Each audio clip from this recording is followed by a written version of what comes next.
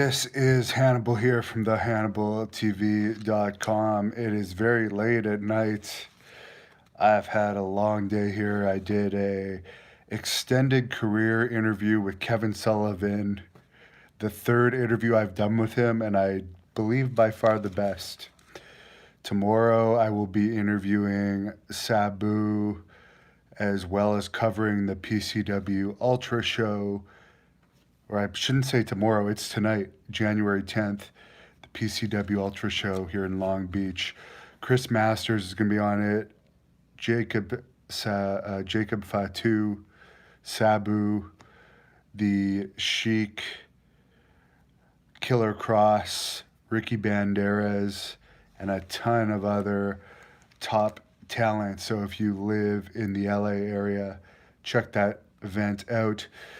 I'm going to give a Wrestling Observer review. This will not be the most detailed one. When I go back to Canada, I will give you more details, but I'll give you guys the basic news on the Observer. It also wasn't a very detailed Observer this week because Dave Meltzer just got back from Japan, so he's a little behind on the news.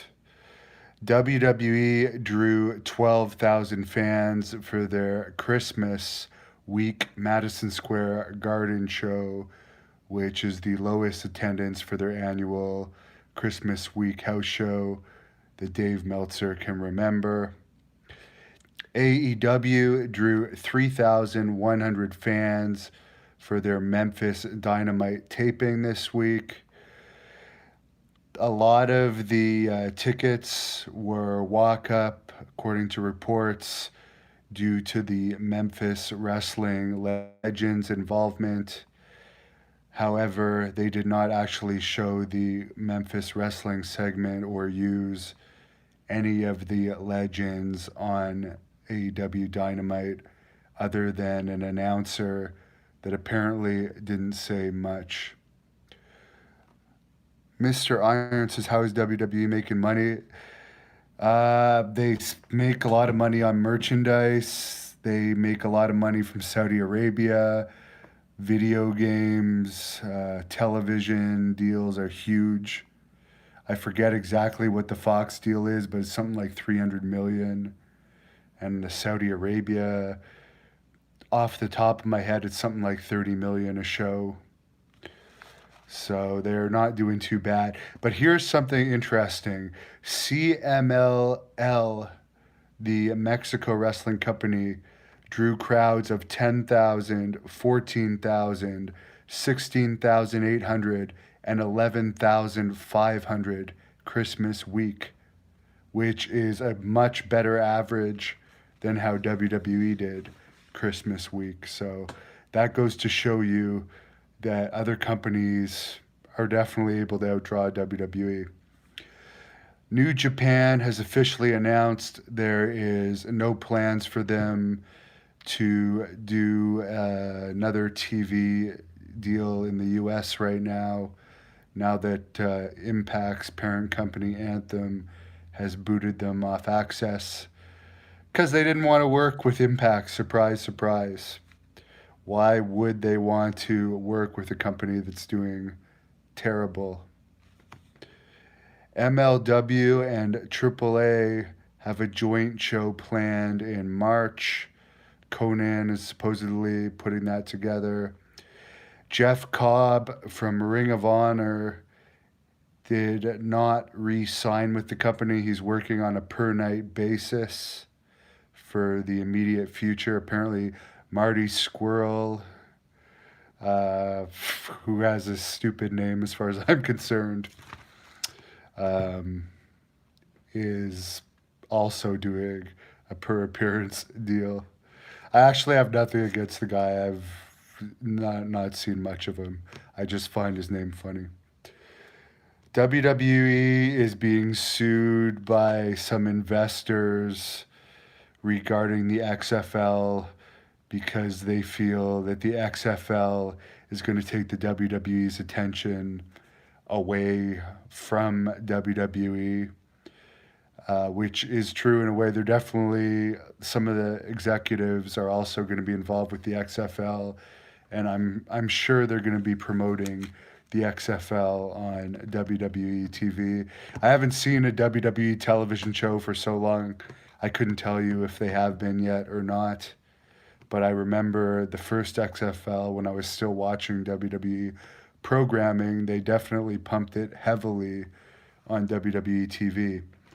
Matt Hardy's contract finishes up in March, and Hardy is likely not going to re sign with the company.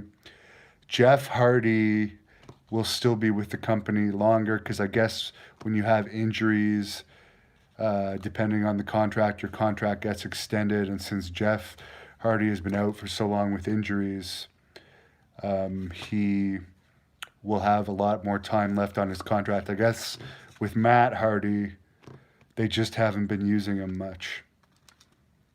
But he hasn't been injured or anything.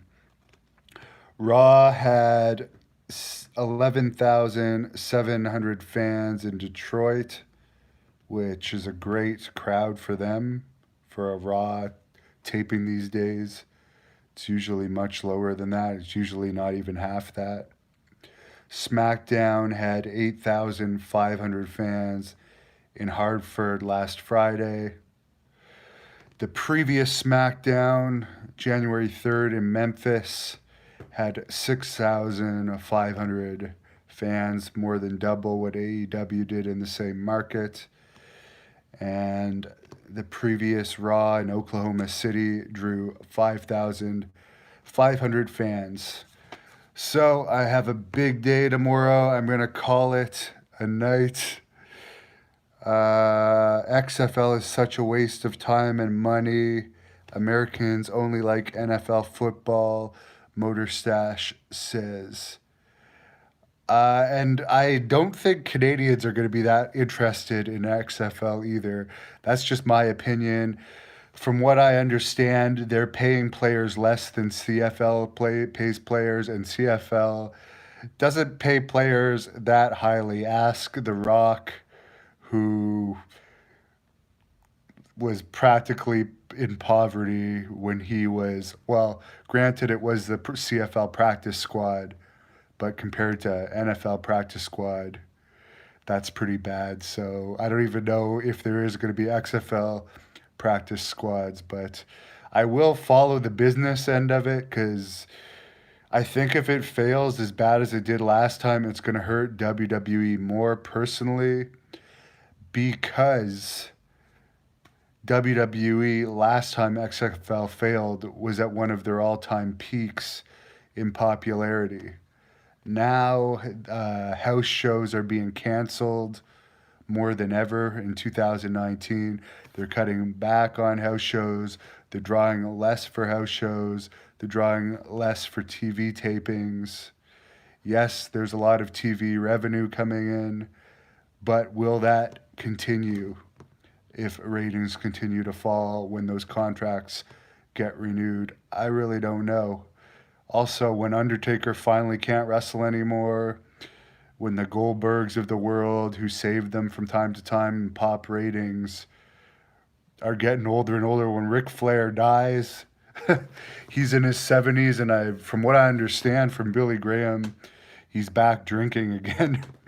But I mean, I'm not saying Ric Flair's going to die anytime soon, but he shouldn't be drinking with all the health issues he's had. When is Hardcore Holly coming back? Someone's asking me. Sorry, I can't read the name. I don't know, but Rene Dupree did tell me he would like to have a Great North Wrestling match against Hardcore Holly. However, I understand Rene Dupree is he has signed with a major Japanese wrestling company, so he's going to be busy with that. We, of course, are still doing Great North Wrestling shows. There's one coming up February 29th featuring Haku, the Barbarian, Too Cold Scorpio, Lufisto, among others. Go to thehannibaltv.com for more information, but I'm focusing more on interviews, going further away from wrestling, but I will still do my promotions here and there for the Great North Wrestling fans. Have a good night or good morning, everybody, depending on where you're at. I still have some things to do, and then I'm going to try and get some rest.